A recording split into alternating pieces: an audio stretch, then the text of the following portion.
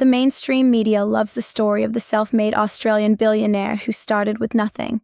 But while the public waits for the next AFR rich list to drop, Knight Frank's 2024 wealth report reveals that nearly 60% of Australia's ultra-high net worth wealth is anchored in property assets that the public market never even gets to bid on. What you're about to see is how the Bogan to Billionaire narrative is often the curated smoke screen for a shadow network of equity swaps and rezoning deals that move billions before a single sign goes up on a front lawn. This is The Whisper Market, episode year 7.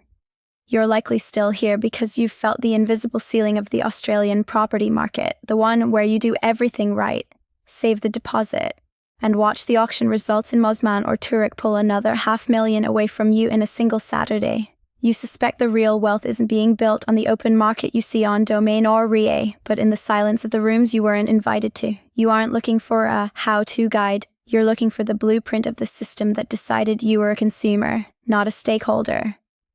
1. The myth of the self-made tradie. The public narrative in Australia is obsessed with the Bogan Billionaire, the humble tradie who built a construction empire through grit and overtime.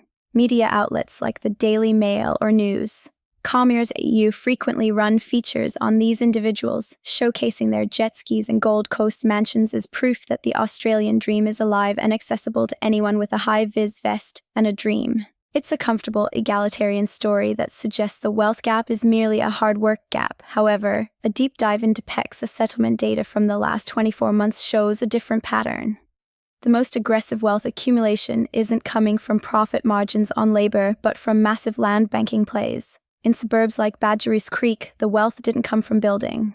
It came from holding titles that were strategically rezoned just months before the Western Sydney airport announcement. The grit was the public-facing story, but the rezoning was the actual engine. This creates a fundamental fissure in the Aussie success story. If the wealth isn't coming from the business but from the land underneath it, the work-hard narrative begins to look like a distraction. It suggests that the real billionaires aren't those who work the hardest, but those who are positioned correctly before the ink on a government planning document even dries. This is where the visible market ends and the shadow infrastructure begins.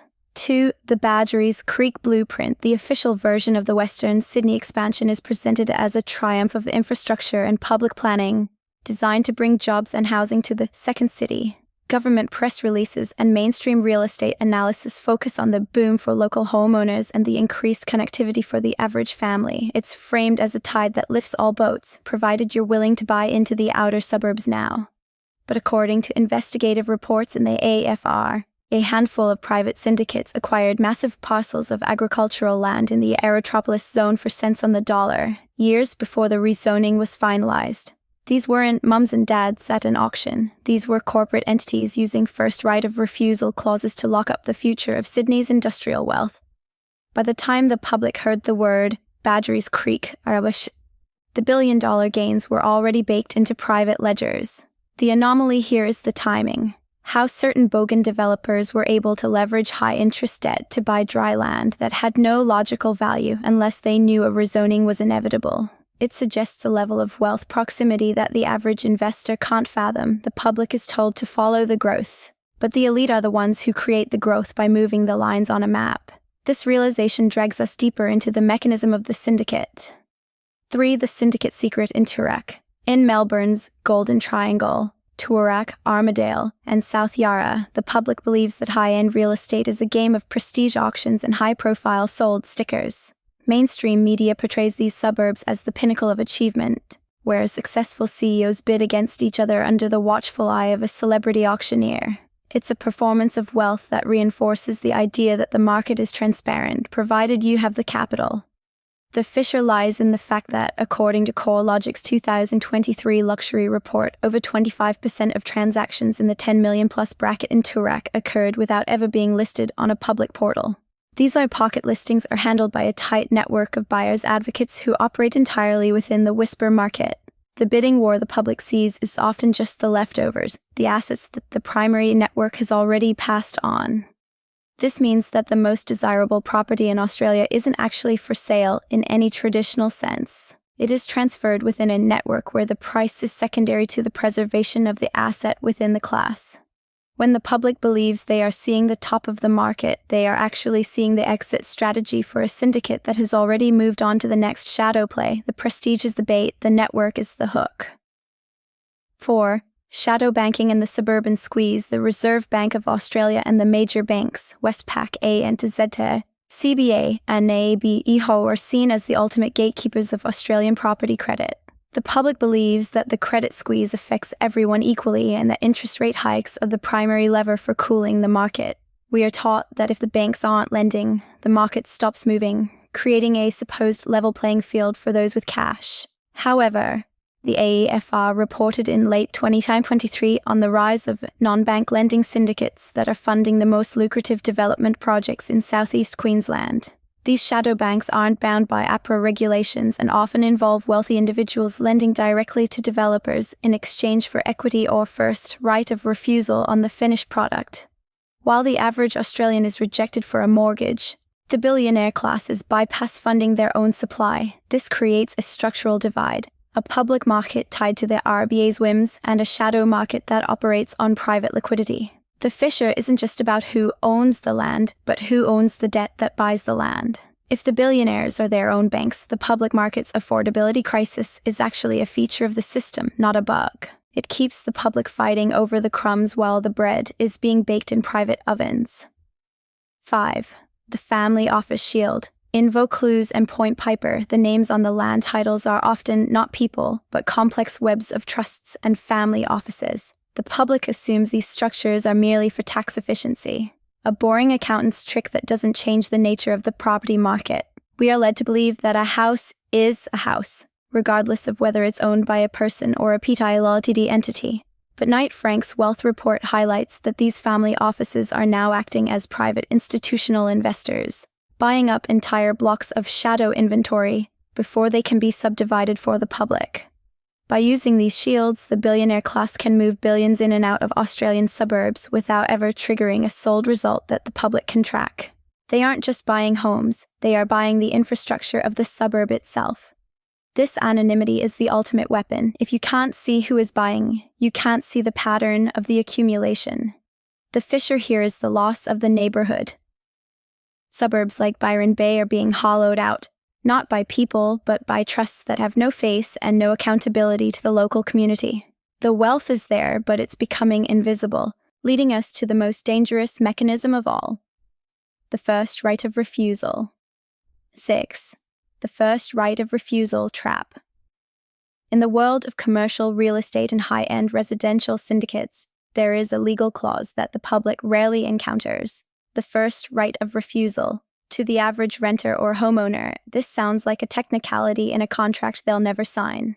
It's framed as a standard protection for business partners, something that has no impact on the fair market value of a suburban street. In practice, this clause is the wall that keeps the whisper market closed. In high-stakes areas like the Noosa Heads waterfront, these clauses ensure that when a billionaire wants to exit a property, it is offered to their network first at a pre-arranged price. Only if the entire shadow network refuses the asset does it ever reach a public listing. By the time you see it on Domain, the smart money has already decided it's not worth the hold. The fissure is the illusion of choice. You think you're choosing the best house on the market, but you're actually choosing from the rejects of a private club. According to PEXA's 2024 analysis, the volume of these inter-network transfers is at an all-time high, effectively removing the best 5% of Australian housing stock from public circulation forever. The trap is believing the public market represents the whole market. 7. Pocket listings in the Golden Triangle. The Golden Triangle of the Gold Coast, from Main Beach down to Broad Beach, is portrayed as the ultimate playground for the nouveau riche. Mainstream real estate shows highlight the glitz, the glass, and the record-breaking auction prices that make headlines. The public is told that this is a transparent high-demand market where the highest bidder always wins the prize. The reality, as reported by Domain's luxury report, is that the most significant trophy homes on Hedges Avenue are often sold via pocket listings that never hit the internet. These sales are conducted via WhatsApp groups and private dinners, where the Bogan Billionaire class swaps assets like trading cards. The public only hears about the sale months later, when the price is used to benchmark and inflate the prices of the normal homes nearby. This creates a wealth halo that is artificially manufactured. The shadow market sets the high water mark in private, and the public market is forced to chase it in public. The anomaly is that the billionaires aren't paying these prices in the way you do. They are often swapping equity and other shadow assets. The price you see in the paper isn't a reflection of value, it's a reflection of a narrative designed to keep the suburban market pumping. 8. The PEXA Ghost Trail. PEXA, the electronic lodgement network, is the boring backend of every Australian property sale to the public. It's just a digital version of the old paper settlements, a way for lawyers to move money and titles efficiently. It is presented as a neutral utility, a transparent ledger that ensures the security of the Australian property system for every buyer and seller. The mystery deepens when you realize that PEXA data reveals a massive spike in nominal transfers, where property changes hands for $0 or love and affection between trusts. While the public market is obsessed with median house prices, a huge volume of elite Australian land is being moved through these ghost transactions. It's a way of reshuffling the deck without ever triggering a public price point that could be used for tax or market analysis. This ghost trail is the skeleton of the whisper market. It suggests that the ownership of Australia is being consolidated in a way that traditional market metrics can't capture. If the price is $0, the market isn't moving according to the news, but the power is shifting. This fissure points to a future where the public owns nothing, and the billionaire class controls everything through a web of nominal transfers and shadow debt. 9. The invisible infrastructure of the 1%. We are told that wealth in Australia is about things like cars, houses, boats, and brands. The public market is a giant catalogue of these things, and the Bogan Billionaire story is the ultimate advertisement for this lifestyle. We are taught that to be wealthy is to be visible, to show the world that you have made it in the lucky country. The final revelation of the whisper market is that true wealth is the power to be invisible. The billionaires who actually run the property syndicates in Vaucluse or South Yarra don't want their names on titles, their prices in the AFR, or their faces on social media. They have built an invisible infrastructure of family offices, shadow banks, and first-right clauses that allow them to control the nation's land without ever being listed. The public market is the stage. The shadow market is the director. The 1% have realized that visibility is a liability in a country that prides itself on tall poppy syndrome. The ultimate success isn't becoming a famous billionaire, it's becoming a billionaire that the system doesn't even know exists. And as we look at the numbers, we realize that the most expensive luxury in Australia isn't a Point Piper mansion. It's the ability to own it in total silence. Sovereign Horizon AU. Synthesis. What you've just seen isn't a quirk of the Australian property market, it's the architecture. And architectures don't change by accident. They change when enough people learn to read the blueprints. The Bogan Billionaire story is the myth we are given, so we don't look for the trusts, the syndicates, and the shadow ledgers that actually hold the keys to the continent. If the whisper market has been removing the best assets from public circulation for 3 decades, how many purchase decisions have you made in the public market, believing you had full information? The people who designed this system didn't do it in secret, they did it through trust law, planning documents, and private debt.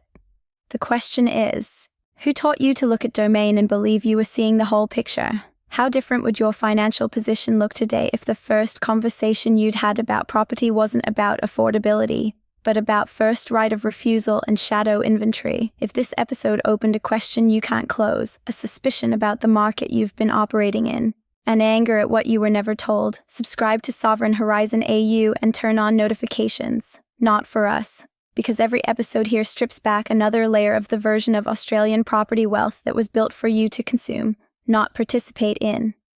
That's what this channel is. The part of the market they never put on domain. But there's one piece of this that doesn't fit the pattern we just built, and it involves the psychology of those who have already achieved total market control. Because what happens when the market doesn't just hide the transaction? It hides the identity of who's buying through digital sovereignty and private jurisdictions. That's the next episode, the psychology of the sovereign. And once you see how the elite are using privacy as the ultimate luxury, the shadow inventory we discussed tonight is going to look like a very, very small piece of the puzzle.